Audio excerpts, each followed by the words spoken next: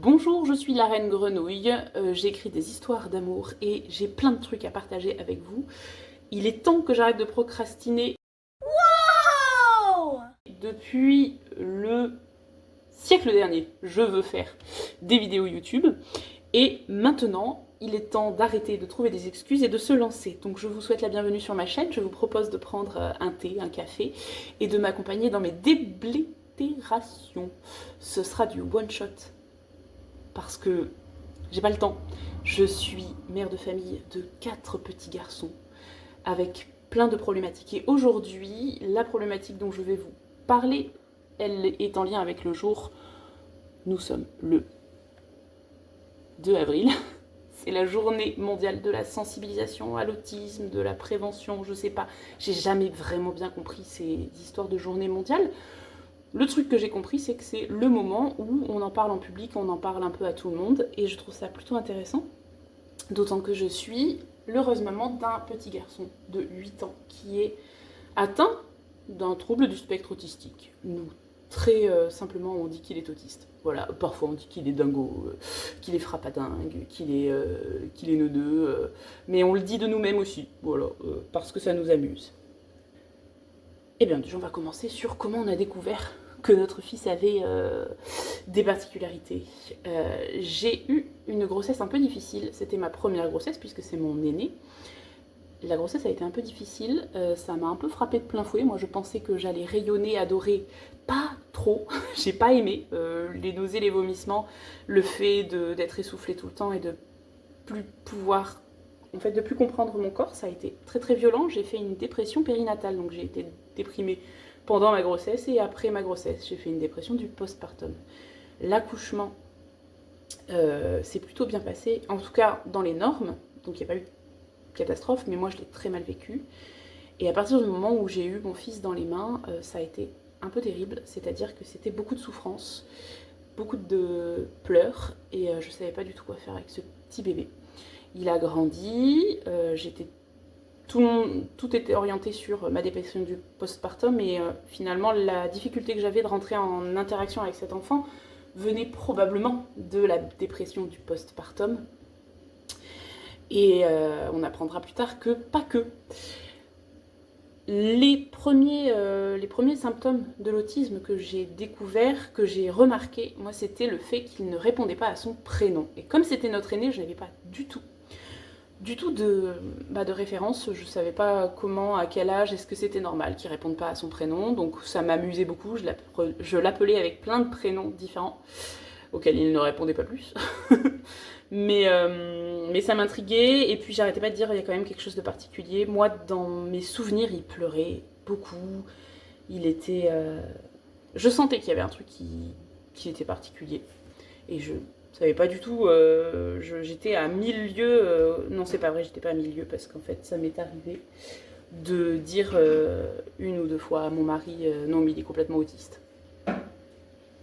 J'avais déjà fait le diagnostic.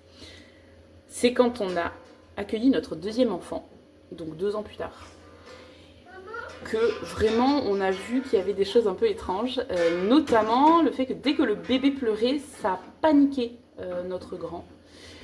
Mais dans un état ça le mettait dans un état de crise et de nerfs qui était vraiment très différent de juste un enfant qui est dérangé par son petit frère qui pleure, où tu te dis bon écoute tu vas supporter un peu. Là vraiment ça le paniquait, c'était beaucoup d'angoisse pour lui.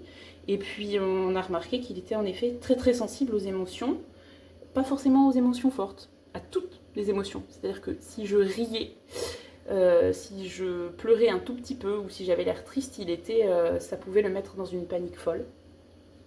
Et puis le temps a passé, il a eu 2 ans, puis 3 ans, il a fallu le faire entrer à l'école. À l'école, il faut que les enfants soient propres. Et Martial n'était pas propre du tout. Ça a été... en fait, je savais pas comment m'y prendre, mais de toute façon, même en suivant les conseils sur Internet, il n'était pas propre. Et du coup, ça m'a généré beaucoup de crises, beaucoup d'angoisse. En l'occurrence, quand il est rentré à l'école, le premier jour, il n'y est allé que le matin, puisqu'il n'était pas propre. Et quand je l'ai récupéré, la maîtresse, qui est également la directrice, m'a dit « Alors là, ça va pas du tout le faire, il va vraiment falloir lui dire non à cet enfant parce que ça a été infernal. » À savoir qu'il avait passé 3 heures entre ses bras et que surtout c'était très nouveau. Je veux dire, un enfant qui rentre à la maternelle à 3 ans, on ne peut pas attendre de lui qu'il se comporte comme un parfait enfant. Bon, j'ai pris ça en pleine face et je me suis dit, eh bien, qu'à cela ne tienne, je vais prendre les devants. Je sentais qu'il y avait un truc, je vais prendre les devants et je suis allée voir ma psychologue. Je lui ai expliqué, et puis surtout, tout le monde n'arrêtait pas de nous dire « Oh là là, il est complètement hyperactif » parce que dès qu'on était en extérieur, il était totalement hyper agité, il allait vers les gens, absolument lui, il n'a jamais eu de problème à aller vers les autres. Au contraire, il était très envahissant, il allait chercher les bras de tout le monde. Et puis, il a parlé relativement tôt, et il a tout de suite dit des mots tout à fait précis, sur du vocabulaire très précis. Et il était passionné par les vidéos de trains sur YouTube qui passent. Juste des vidéos des trains qui passent.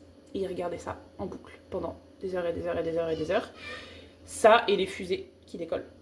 Et donc très rapidement, il a acquis un vocabulaire sur le train et sur les fusées qui était très précis. Et il disait ces mots. Mais il disait les mots, mais il ne disait pas de phrases. Il ne communiquait pas en fait. Il parlait, mais il ne communiquait pas. La psychologue m'a dit, très bien, c'est un peu tôt pour savoir s'il a un TDAH.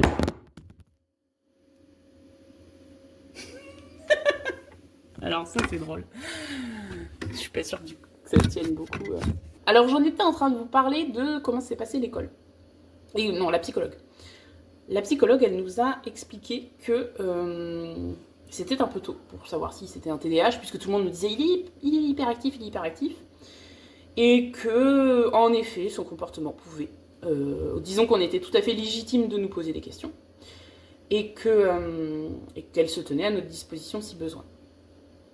On a eu rendez-vous avec la maîtresse aux alentours de la Toussaint, qui nous a dit c'est pas possible. En gros, elle mettait tout sur le dos de l'éducation, elle nous disait vous ne lui dites pas non, je lui ai dit si, je lui dis non, et en plus à cette époque-là, je ne savais pas du tout comment gérer les situations, et j'avais même plutôt tendance à être extrêmement autoritaire dans ma manière de fonctionner avec lui.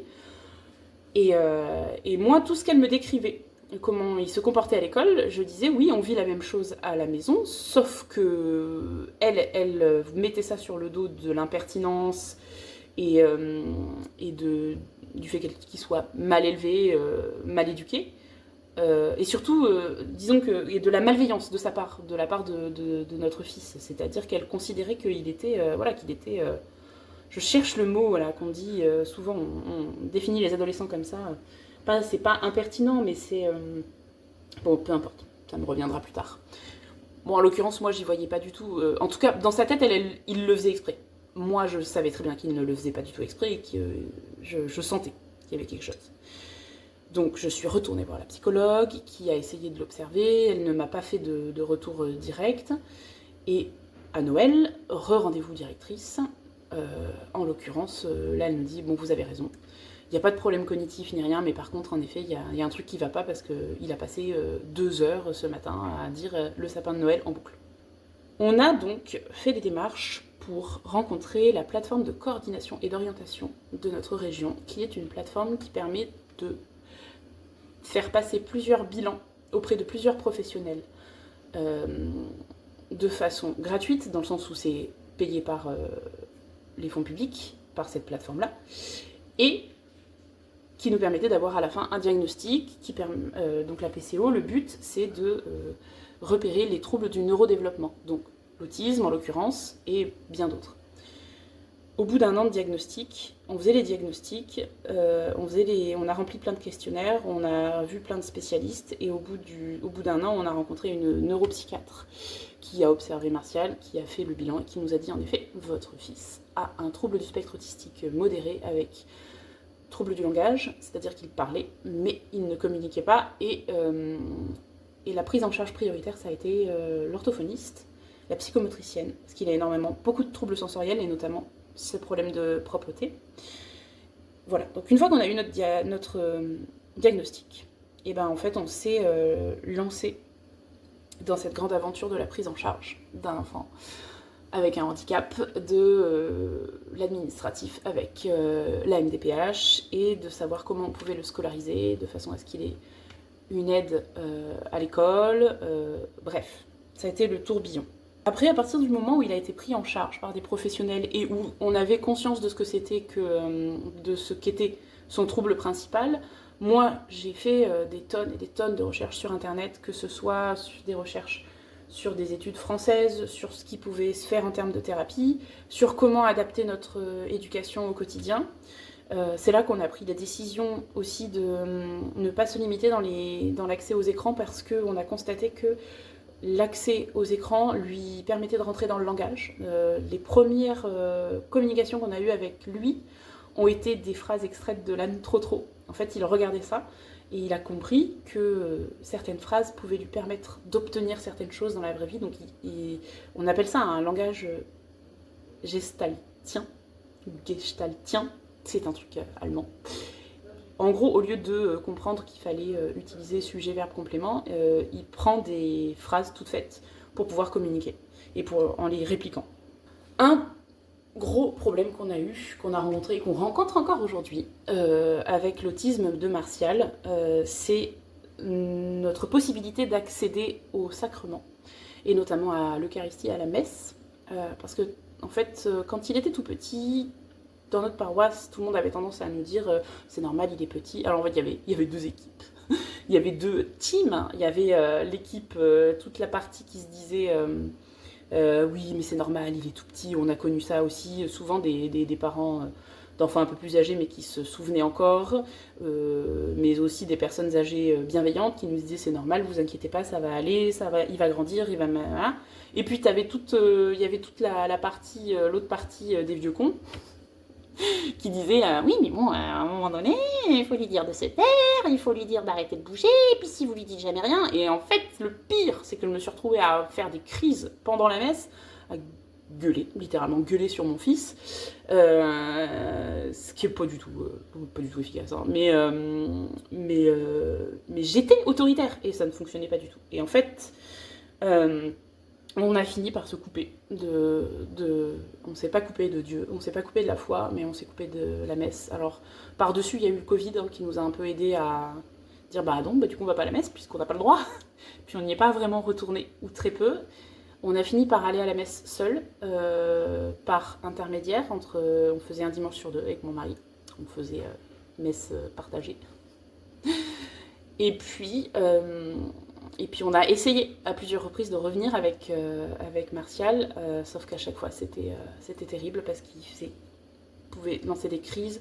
Et puis il a un comportement très particulier, c'est-à-dire qu'il peut arriver à la messe et maintenant qu'il parle, il va dire mais moi je déteste Jésus, de toute façon je veux aider le diable, je veux aimer le diable, je veux mourir et puis je vais me suicider, et que des trucs comme ça qui font que tu passes vraiment pour un super parent. Mais en fait, c'est sa manière à lui d'exprimer des émotions très très fortes et très très négatives, qui sont liées en partie au nombre d'engueulades qu'il a prises quand il était plus petit, parce que je ne savais pas comment gérer ça à la messe, et en autre partie au fait qu'on a constaté qu'il avait une foi très très intense, mine de rien, et il a des grands moments d'amour pour le Christ, où il comprend des choses très très intensément. Il comprend, je pense qu'il est du haut de ses 8 ans, il a déjà tout à fait compris le concept de transsubstantiation, c'est dur à dire, hein. Qu'il a très bien compris ce qui se jouait à la messe, mais en revanche ça lui fait vivre des sensations tellement impossibles à contrôler pour lui, que forcément ça crée un comportement très problématique. Et quand on a un enfant autiste, on apprend très rapidement ça, c'est que tout comportement est une communication, puisque l'autisme est avant tout un énorme trouble de la communication. Donc tout comportement est une communication, et donc un comportement débordant indique qu'il va falloir comprendre quel est le message que l'enfant cherche à faire passer. Et une fois qu'on a compris, on va pouvoir l'orienter pour qu'il puisse exprimer ce message-là différemment, de façon correcte, en fait, de façon convenable aux yeux de la société. Et il y a des comportements que certaines personnes pourraient considérer comme extrêmement débordants, qui en réalité peuvent être largement supportés dans le cadre familial. Nous, depuis qu'on a lâché les basques à Martial sur plein de sujets, et ben ça nous permet de travailler plus intensément plus profondément sur d'autres comportements, et notamment ceux en public, à la messe. Tout a changé à la rentrée, puisque à la rentrée, notre paroisse a organisé une séance de catéchisme le dimanche matin juste avant la messe. Et comme nous avons 3 autres garçons, et dont le second qui est tout à fait en âge d'aller au catéchisme, eh bien nous avons décidé que le dimanche matin, on se lève, on va tous en famille au caté. Nous, on reste. Souvent, mon mari part avec ceux qui ont du mal à tenir le caté, c'est-à-dire le bébé, le plus petit et l'autiste. L'autiste. Bref. Donc il va dehors. On essaye de tenir le plus longtemps possible dedans parce que quand même c'est important que Martial puisse accéder à ces moments de vie de la paroisse. D'autant plus que les personnes qui s'occupent, les 2 dames qui s'occupent du catéchisme connaissent Martial, nous connaissent, elles sont très compréhensives et bien au contraire, en fait on essaye de travailler main dans la main pour pouvoir permettre à Martial d'être à sa place dans la paroisse, au sein de la paroisse. Et puis après le catéchisme, on va tous à la messe. Alors techniquement, est-ce qu'on reste à la messe? Pas vraiment, mais on fait des tours, c'est-à-dire que souvent c'est mon mari qui est dehors avec ceux qui ne veulent pas rester à la messe, parce qu'évidemment comme c'est notre aîné, c'est compliqué de forcer les plus petits à avoir déjà des attitudes que l'aîné n'a pas encore adoptées. Donc je me vois mal dire à mon fils de 6 ans ah ben non, on le fait déjà sur plein de sujets. Non, oui, d'accord, tu es plus petit que Martial et lui il fait ça, mais toi tu peux pas le faire parce que toi t'es pas autiste. A priori, on en parlera plus tard, un autre jour. Mais il y a certaines choses où je peux pas lui imposer. Typiquement la propreté, en fait, ça a été très compliqué pour moi de le pousser à aller au pot alors que l'aîné à 5 ans avait encore des couches. On fait comme on peut, on s'adapte avec la réalité des choses. Donc la messe, voilà comment ça se passe aujourd'hui. On y va, on dit bonjour à Jésus. Il y a un des parents qui arrive à rester un petit peu. On sort, on rentre, on sort, on rentre. On fait en sorte que plus le comportement de Martial est bon, plus on le félicite. Et non seulement on le félicite, mais on l'encourage. On fonctionne vraiment avec un principe d'éducation positive. C'est-à-dire, plutôt que de punir, ce qui est absolument contre-productif avec lui, eh bien on favorise les bonnes choses. Et dernièrement, son grand truc, c'était d'aller à la communion pour recevoir la bénédiction du prêtre en disant « Putain de merde, putain de merde ». Sauf que si on agit en disant « Ah non, mais ça c'est pas possible, tu peux pas dire ça », et qu'on le gronde, tout de suite ça déclenche une crise. Et ça c'est pas possible, parce que ça implique de gérer la crise derrière. Or là, il a fallu qu'on l'extrait de l'église pour éviter que ça n'empire. Mais ce qu'on a constaté avec les grossièretés, c'est que moins on réagit au moment où il dit la grossièreté, et plus ça s'amenuise. Et là, dernièrement, on a transformé les putains de merde en ce qui est énorme. Donc, aujourd'hui, Martial, il peut accéder à la messe, mais il a 8 ans, il serait en âge de faire sa première communion, et je ne sais pas encore comment on va pouvoir procéder pour qu'il puisse avoir accès à ça, puisqu'il ne peut pas tenir une messe en entier. On est encore en train de chercher des solutions, des astuces. C'est pas évident, parce que si vous avez, vous, des idées, vous pouvez les partager en commentaire.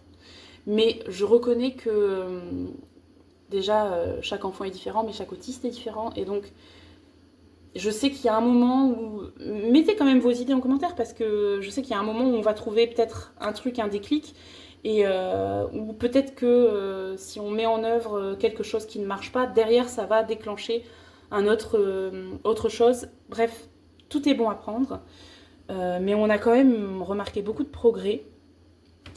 Et surtout, c'est ma priorité. Parce qu'en réalité, le fait qu'il ait accès à l'école, c'est bien. Mais ma priorité, c'est que mes enfants aient accès au sacrement et à la messe, qu'ils aient accès à la foi. Et ils seront libres d'en faire ce qu'ils veulent. Mais s'il y a une seule chose sur laquelle je me sens de me battre, c'est sur... c'est pas je me sens, c'est sur laquelle je pense qu'il faut se battre, c'est sur celle-là. Et j'ai découvert, j'ai pas découvert, mais j'ai redécouvert il y a peu la vie des époux Martin, Louis et Zélie, qui sont donc les parents de Thérèse de Lisieux. Et en fait, c'était un peu, c'était un peu, c'est comme ça qu'ils envisageaient l'éducation de leurs filles, qui sont toutes devenues religieuses. Alors, mon objectif n'est pas de faire que mes enfants soient tous prêtres ou religieux, mais en revanche, je trouve que c'est intéressant d'avoir une priorité. Et quand j'y réfléchis, ma foi est beaucoup trop forte et beaucoup trop grande pour ne pas en faire ma priorité. Et le salut de mes enfants est ma priorité.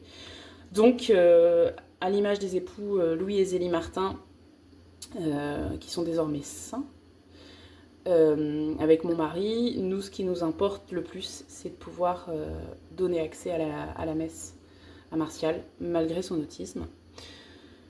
Et le dernier truc que je voulais dire, c'est que j'ai beaucoup culpabilisé quand il avait des comportements, des mauvais comportements à la messe, notamment quand on s'est pris des réflexions. Mais après, c'est là qu'on s'est coupé, qu'on a arrêté d'aller à la messe. Et après, je me suis fait la réflexion suivante. Si le bon Dieu a mis Martial dans ma vie, il a décidé que ce serait lui, comme ça, tel qu'il est, mon fils, c'est qu'il sait que, déjà que je vais pouvoir en prendre soin. Et surtout, c'est pour m'apprendre quelque chose, probablement. C'est avoir un enfant, déjà ça apprend à aimer, ça apprend la patience, ça apprend beaucoup de choses, mais avoir un enfant handicapé de surplus, ça fait qu'on est obligé de travailler encore plus la charité. Encore plus, encore plus, encore plus. Et je me suis... ça m'a beaucoup soulagée de me dire, ok, en fait, c'est à moi qu'il a été confié, donc... Et comme Dieu ne peut pas se tromper, il y a forcément quelque part, au fond de moi, au fond de nous, parce que je parle pour moi, mais je parle pour mon mari aussi, pour toute notre famille, il y a forcément au fond les ressources nécessaires pour qu'on puisse, le mener sur le chemin de sainteté. Si Martial a été placé dans notre famille, il a aussi été placé dans notre paroisse. Et donc, c'est également, quelque part, si c'est mon chemin de croix, comme on dit, il faut porter sa croix, c'est aussi celui des personnes qui appartiennent à notre paroisse, parce qu'on est une communauté. Et ça, j'arrête pas de leur dire maintenant. Alors évidemment, je leur demande pas de prendre en charge mon éducation, même si plusieurs fois j'ai été très tentée de leur dire, écoutez, si vous pensez faire mieux que moi, mais je vous en prie, je vous le laisse, allez-y, faites, montrez, bref. Mais au-delà de ça, ils font... Voilà, Martial fait partie de leur communauté, Martial fait partie de leur paroisse, Martial fait partie de leur vie. Il est autiste, il est comme il est, et il faut, de la même manière que nous, ses parents, nous apprenons à le guider, à le gouverner, à l'aider à avancer et à progresser, eh bien, c'est également une partie de leur charge, en fait. Et ça m'a beaucoup décomplexée dans le fait d'aller à la messe avec un petit garçon de 8 ans qui fait n'importe quoi et qui a un comportement qui n'est pas du tout acceptable socialement pour la plupart des gens. Et aujourd'hui, franchement, j'imagine qu'il doit y avoir des personnes qui râlent encore, mais en fait, les personnes qui râlent souvent sont des gens de l'extérieur qui viennent à un moment donné et qui du coup ne savent pas. Mais la plupart des personnes dans la paroisse nous connaissent et au contraire, justement par leur attitude, en étant souriant, en étant bienveillant, en étant accueillant, nous permettent d'avoir renforcé la foi de notre famille et pour ça, je rends grâce à Dieu et je les remercie également pour tout ça. Je pense qu'on arrive au bout de notre discussion et de notre café, même si je n'ai rien bu. J'espère que ça vous aura plu. J'ai oublié en début de vidéo, je m'étais dit qu'il fallait que je fasse ça, mais c'est pas grave. J'ai oublié de vous dire en début de vidéo que si vous voulez me soutenir, vous pouvez vous abonner, vous pouvez laisser des commentaires. Vous pouvez aimer la vidéo, liker la vidéo. Dites-moi si ça vous a plu, dites-moi si vous voulez que je change quelque chose, ma couleur de cheveux, que je mette des boucles d'oreilles, la couleur du plafond de la cuisine, comme vous voulez. Et si vous voulez me suivre également, vous pouvez me trouver, si vous voulez me lire, voilà c'est ça qu'il fallait que je dise, si vous voulez me lire, vous pouvez me trouver sur Substack. Vous pouvez également me trouver sur Instagram. Le but de tout ça, de ces vidéos, au-delà du fait que c'est un exercice particulier et que j'aime bien parler de moi, J'aime bien échanger avec les autres, donc n'hésitez pas à me parler de vous. Et surtout, je voudrais me créer une communauté à mon image, voilà, des gens avec qui partager, pour pouvoir ensuite partager, au-delà de mes vidéos et de mes états d'âme, également partager mes écrits. Je vous remercie de m'avoir écouté, je vous souhaite une excellente journée et je vous dis à bientôt. Le grand amour, c'est dur à trouver.